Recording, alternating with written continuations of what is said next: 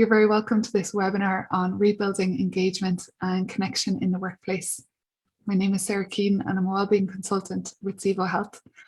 And in this training, which is really a huge topic, we're going to not do a big comprehensive deep dive, but rather just explore some new ideas and innovative, creative solutions that might help to restore what might be a fragmented sense of connection in the workplace, of course, depending on your industry and your role.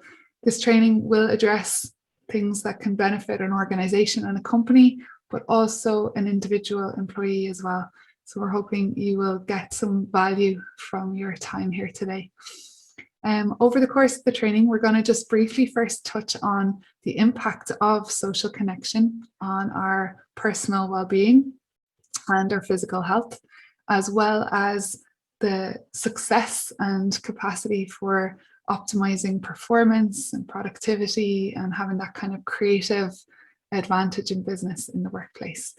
We'll look at some of the present challenges that have arisen in the last 2 years and the impact of them. And then we will explore some of the solutions and perhaps the ideas that might serve to reestablish and recreate that cohesion within teams and companies. And lastly, we will look at some of the services that Zevo have been developing quite successfully to support employers in this realm.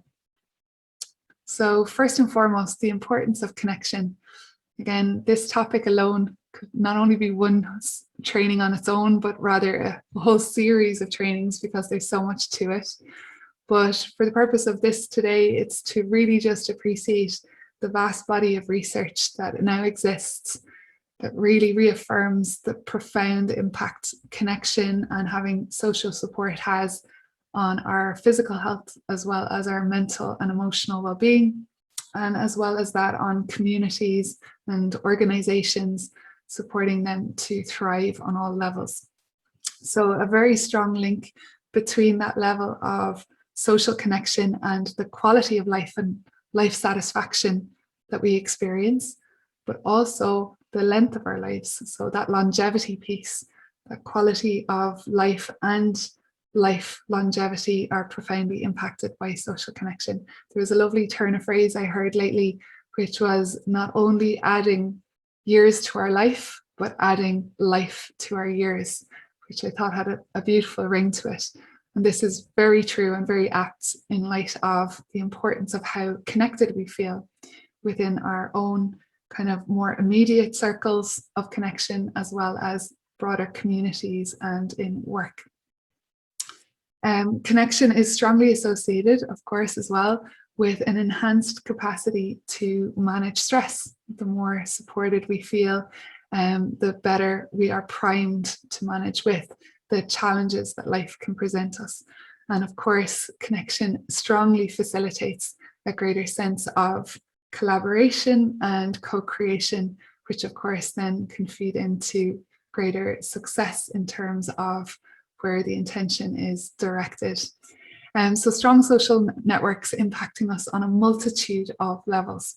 And one piece of research that you might be already familiar with is the blue zone theory, Dan Buettner's work. And the reason I say you might be familiar with it, it features in the Netflix show Happy, which you may have watched, or it's also very widely publicized because this researcher explored the link between individuals and societies that have the greatest number of people living for the longest duration, sometimes well over 100, and what he explored what is happening in those societies that maybe differs where lifespan is a lot shorter. And of course, one of the pillars he identified was strong social connection. So if you're new to that research, you maybe haven't heard of it, you might like to explore it, but it is one of a multitude of studies done on that importance of feeling that sense of connection and cohesion with others. And then in contrast to that lack of social connection, again, there's mounting research that explores and reaffirms the negative impacts when we don't feel so connected. And that, of course, equally affects us physically and mentally and emotionally. So loneliness would be one of the first things that probably springs to mind when we think of that absence of connection. And that's strongly, again, associated with the onset of depression and depressive disorders. On a physical level, lack of connection has been associated with negatively impacting immune function, increasing blood pressure, which often tends to go hand in hand. The technical term for blood pressure is hypertension.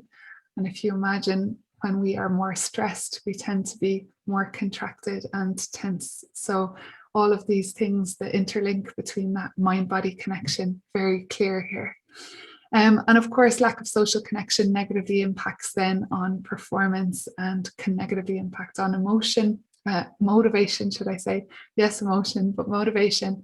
And it can hamper and negatively diminish that creative flow. So just a quick snapshot for your awareness around what is happening nationwide over the last couple of years with all the changes we've gone through. So firstly, before we go into these stats, to be aware that the research indicates that some individuals really actually are thriving and finding greater work-life balance than ever before. So it tends to be a little bit polarized, where some people have been positively impacted in quite significant ways, and others have been negatively impacted in quite significant ways. And so if you are in a position as an employer or a team leader managing people, it is very important to be aware of the diversity of what you might be dealing with and how the same circumstances can elicit very different responses in individuals. Now, that said, there is quite concerning trajectories being reported back from the CSO, the Central Statistics Office, and their nationwide surveys. Back in 2020, in April, with the onset of the pandemic, they conducted a survey where over 5.5% of respondents said they were feeling lonely or depressed all or most of the time. So quite a concerning figure there. But what is more concerning is the trajectory that less than a year later, in November 2020, that had increased 11.5%, and by February 2021 was up to 15%. So for you, again, if you are involved in team leader or team manager, to be aware of that.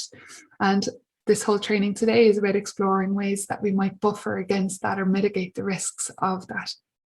Another interesting piece of research from Healthy Ireland survey in December, just gone, 2021, a staggering 82% of respondents reporting a lower sense of social connectedness in recent times, and that 30% kind of hand in hand with that reported worsening mental health since the pandemic began. So we see this kind of correlation between the two.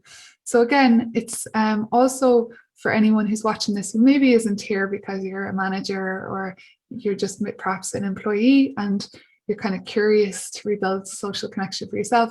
And if you have been struggling, I guess it's for you to be aware that you are certainly not alone, and even to have that awareness that of how it might be impacting on your colleagues. And so many of the present challenges that have arisen are due to major disruptions. So COVID-19 is only really a part of the puzzle when it comes to that sense of cohesion and connection in the workplace. So we have, of course, as a result of COVID and restrictions and the various changes to how we conduct business, that change in business models that initially seemed to be temporary, but now going forward may be here to stay. So some individuals may be working remotely long term, and others in a hybrid setup of various widely varying structures. And so, of course, depending on what that is and to the unique organization, that will fragment that sense of connection and challenge it in various ways. And so, as I said, sort of innovative and context-specific solutions may be required. But that's not all the case. Of course, we have so many frontline workers, and how they've been impacted is quite different in terms of sense of connection, because they've been so physically present, and in some cases may feel greater sense of kind of cohesion with workmates and with employees, with colleagues. However, what you could be dealing with in that domain is more fatigue, and a lot of individuals covering extra shifts and working longer hours to cover for absenteeism. And that bandwidth, that kind of capacity and resource, internal resource for more connection may have reduced significantly as a result of that. So being aware of that, depending again on your business. And then aside from those changes, we have other things like technological advancements really impacting on how we communicate at work, and the integration of increasing automation and artificial intelligence as well, and how that impacts on employees in the workplace and their sense of connectedness with each other. And then in a positive light, we also have this surge in awareness around the importance of looking at other metrics beyond, profit and loss, and really taking into account the impact business has on all stakeholders and the community and society at large. So we have that greater focus on ESG metrics, environmental, social, and governance metrics, which is giving rise to an increased awareness around value-based business. So this is a really positive shift that has really many knock-on effects that are incredibly, let's say, favorable for the evolution of a workplace, and can have very positive effects in terms of how connected individuals feel at work. Now, before we go into exploring what they are, it's just for us also to look at the individual challenges that certain employees may be encountering. The one big thing is adaptation. Particularly for those who either have adapted to that isolation and normalized that lack of social connection, and equally for those who have normalized being in a chronic state of kind of low-grade stress, like always in that sort of reactive mode, and the knock-on effect, as we mentioned already, that has on that bandwidth for connecting with colleagues and connecting with the organization more. So as a result of that adaptation, you can have things like social discomfort, anxiety, you can have disinterest, withdrawal, you can have a sort of individuals, employees experiencing a new comfort zone. And all of these elements tend to have arisen from what we've experienced, as I said, depending on your industry over the last couple of years. And then that aside, typical challenges that organizations have always faced and been confronted by when it comes to engagement and also connection in the workplace is communication, probably number one, whether it's miscommunication, lack of communication, lack of transparency. That's always been something that has featured for many organizations as an obstacle, or something that perhaps has hindered the extent of connectedness employees can feel. There can also be a lack of awareness around what is required and what is most, let's say, would most optimally contribute to the thriving of an organization. And of course, since time immemorial, we have conflict as well, which can arise from individual inclinations around projection and defensiveness, and a whole series of host of different mechanisms that can make that sense of connection again feel a little bit more difficult to instill. And so as a result of these challenges, whether it's on an organizational level or individual level, we are seeing it's like stoked the fires of change, and we're seeing an accelerated growth. The big things we're observing is evolving leadership styles, particularly in the realm of compassionate leadership, yielding much more positive work environments and focus towards cultivating more positive work environments. One indicator of that, for example, is DE&I becoming a center pillar, so diversity, equity, and inclusion becoming a key focal point for employers, to be really aware that all employees have that sense of belonging and inclusion in the workforce. We're also seeing the evolution of greater employee autonomy and flexibility in work schedules, and all of this serving to increase and build stakeholder trust. So these are all the bedrock, the foundation that really serve to cultivate and allow that sense of social connection within an organization to flourish.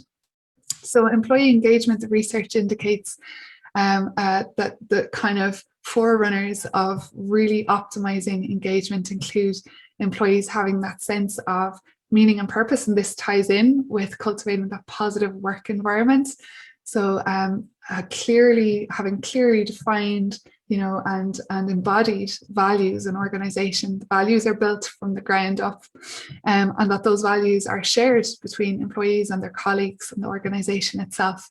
Plenty of opportunities for employees to seek growth as well plays a big part. Having recognition for effort, feeling that managerial support, echoing what we said around that social connection, having that sense of support in your network, a crucial part of feeling engaged.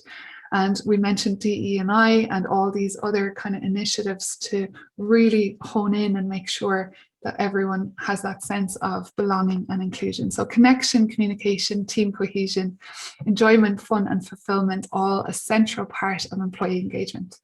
So now that we have the kind of relevance, the context for why connection is so important, and much of that information may be familiar to you, but it's like reaffirming it and seeing now the challenges that we have been confronted by, let's explore how we can go about rebuilding connection. So a big part is reviewing and just learning, because as I said, a lot of the challenges we're encountering are very new. It's uncharted territory for many companies. So having that kind of curious mindset and exploring, what you're learning, having that room for error, and having that sort of curiosity and capacity to experiment. As I said, we're in new terrain. And so we've to become more innovative and creative with how we find solutions. Considering the invitation these challenges present, rather than perhaps viewing it as problem after problem, can also transform how we approach solving it, or not even solving it, but moving through it, navigating it. Embracing creativity, exploring coping mechanisms, whether it's on a managerial level, the whole way down through the organization to individuals, and adapting to new direction sometimes. So, and new vision for the company. So building connection, tips for the individual. I'm going to fly through a few things to bear in mind. So it's not to underestimate the small moments. So providing opportunities for and being proactive in relating to colleagues, looking to capitalize on those micro moments of feeling gratitude, or reaching out, offering support, or acknowledging and recognizing a colleague's contribution, or even something in their personal life. So really key parts, super simple, super basic, and yet something that can be forgotten, particularly at the time when there's if there's intensity around workload and time demands. Those, as I said, that bandwidth and capacity for that can sometimes narrow. So it's just remembering that and taking those micro moments. An employer plays a key part in this by role modeling that, as well as encouraging that social connection and collaboration. Empathy and compassion plays another key part in fostering that healthy sense and stronger sense of connection. And this can be role modeled from the top down. As I mentioned, we're observing the evolution in leadership styles and the rise of compassionate leadership, but also between colleagues as well. And individually, we can become more aware of how we are connecting with others, when we are connecting. And are we in that space of judgment and continually analyzing, or are we actually able to really receive and understand another individual's circumstances and their perspective and their emotional and mental state, and engage with them from that space? That capacity for empathy and compassion really serves as a very strong bedrock for fostering this greater sense of kind of trust and enduring connection. So little elements, again, feeding on from the previous point around having that sincere interest in others and effectively listening to them more deeply and really receiving and understanding their perspective is a huge part in developing that connection. And for some people that might not come to naturally, and it may be a case of becoming more aware of old reflexive ways of relating to colleagues, whether again it's from a managerial perspective or as a peer support.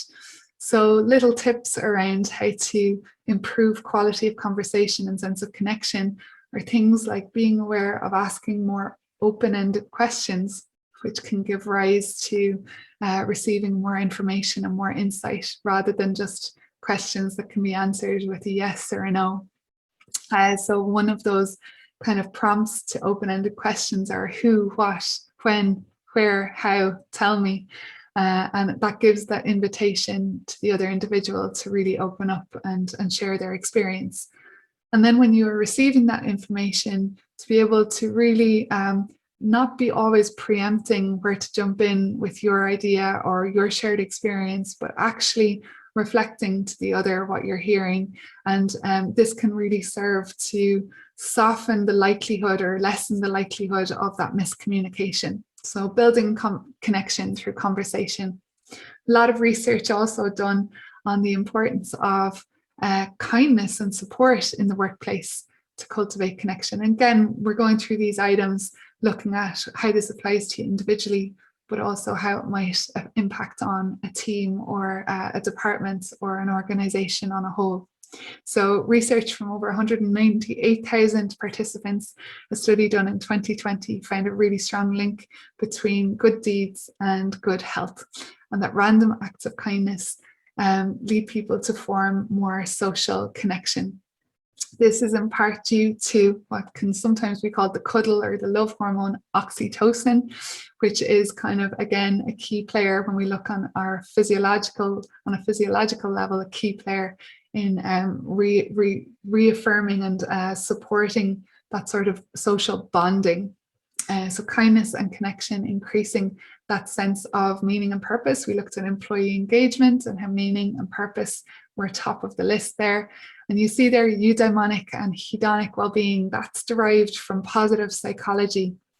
And eudaimonic well-being is well-being that is cultivated from having that kind of sense of contribution and kind of, let's say, self-actualizing, where it's really growth oriented, whereas hedonic well-being tends to be more associated with pleasurable experiences, and we might associate things like pampering ourselves more with hedonic well-being.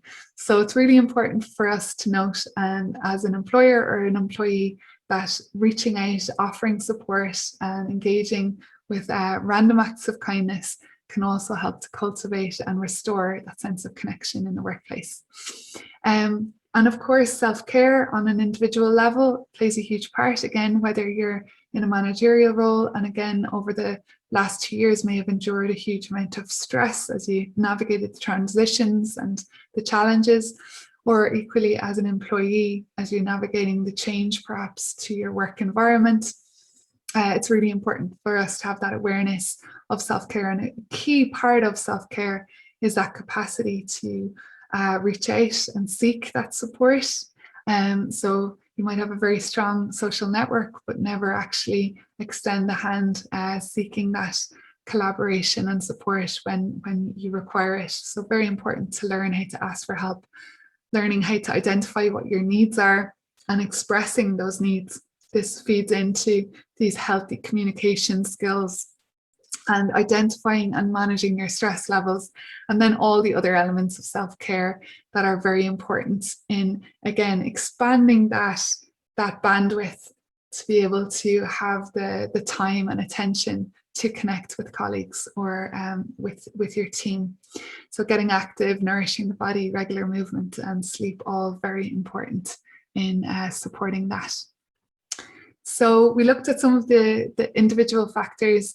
Building workplace connection really is just amplifying all of that. And as I mentioned, kind of role modeling it from a top-down approach. So leadership style, again, are you cultivating that sort of compassionate, empathetic leadership role? Are you creating opportunities for your employees to connect with each other? Are you embodying the ethos you would like to instill with those kind of reaching out for support, random acts of kindness, and offering opportunities for novel kind of interaction and building kind of fun outside of just always having to be outcome driven. Also looking at the choice architecture of the workplace, if individuals are working on site, is it conducive to connection? Do you have shared spaces where your employees can interact with one another in a more relaxed environment? Do you have co-creative workplaces where individuals can have team meetings? Just really looking at, is the setup conducive? Does it make it so much easier for you to have connection in the workplace? Now we're going to take a look at some of the services and solutions that Zevo has been developing to really support employers to move in that direction, in that positive direction, and to rebuild connection amongst their employees and mitigate that risk of lower employee engagement. So you'll see here a very brief overview. An initial phase will begin with addressing the specific requirements and needs of an organization based on industry and even interdepartmentally. Unique challenges and barriers may be in place. So it's identifying what those are and then electing from our broad range of solutions what might be the most effective fit, and then getting guidance on how to measure the outcome or impact that the intervention has. So you'll see we've a broad range from trainings and courses and day clinics to accredited trainings like our mental health champion, to consultancy and policy, which assists employers really looking at kind of deeper issues and embedding a culture that really promotes that connection. And then more novel options like the digital gym and ways that employees can, in a very relaxed and more non-work related way, connect with each other. So we have a broad range. The two I'll focus on today is trainings, and then we'll just take a look at our Zevo technology. So our wellbeing trainings would be one of our more popular solutions. They're a really highly effective way to increase awareness, as well as support employees and managers alike in developing skills that can cultivate and foster stronger relationships, which are, of course, the backbone of connection. And so you can look at some of the titles there, spanning connection directly to self-care, to building up resilience and navigating change, all related to this theme. Employers can elect to have a standalone training or have them in a series for that kind of succession and modular format, or indeed as an adjunct and partnering them with other solutions. Again, stacking them synergistically to have greater effect. Our technology then is a great way to bridge that dispersion in geographical location, particularly if you have employees that are remote long-term or in a hybrid setup, that they spend a lot of time away from physical presence with other team members.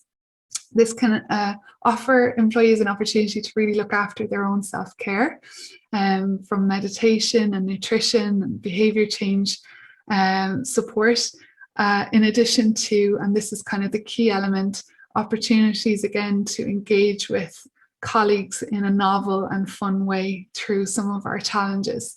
Our most popular one being the Fittest Workplace Challenge, which is our annual competition that has been growing year on year and is a wonderful opportunity to really embed many of the things that we've talked about today around that opportunity for novelty, for interaction, for fun, to build that team cohesion where a company works as a unit. So all the teams collaborate with one another to battle it out against other companies in this activity challenge, competing for the title of Fittest Workplace.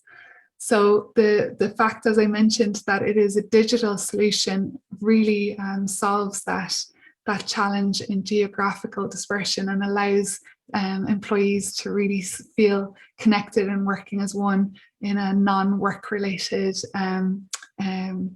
context. It also has shown to have very positive benefit and impact on employee well-being. Before and after every challenge that we run, we do a survey of both the employees and the end users, as well as the HR and management. And you'll see from our survey this year, in 2021, camaraderie being cited as the second most profound or impactful benefit gained from participating in the competition. And then after that, the fun of the competition. So camaraderie and fun right up there as the top benefits that employees felt they got from participating in a competition like this. You'll see other benefits detailed on the left. And then we looked at HR and spoke to management to see what they felt about the competition and its effect. And just shy of 100% reported it had significant to high value for the company. And 91% reported that they could see a significant increase in employee morale during the challenge. So this is just one example of an opportunity to roll out even a brief intervention that can really foster that sense of reconnection amongst staff that maybe haven't seen each other, and employees who haven't seen each other or been in connection in a non kind of work related setup for an extensive period of time. So there's many benefits to be gained from a competition such as this. I guess in summation today from this brief webinar is for us to really appreciate, you know, that this is a time of rapid evolution, and there's a whole huge amount of learning happening as we navigate these challenges. And it's great to be able to view it as an opportunity for growth rather than problem after problem, and important to reframe it in that light. And the great news is that we have more resources and more information than ever before to support us in so doing. A really key part is getting the employees involved.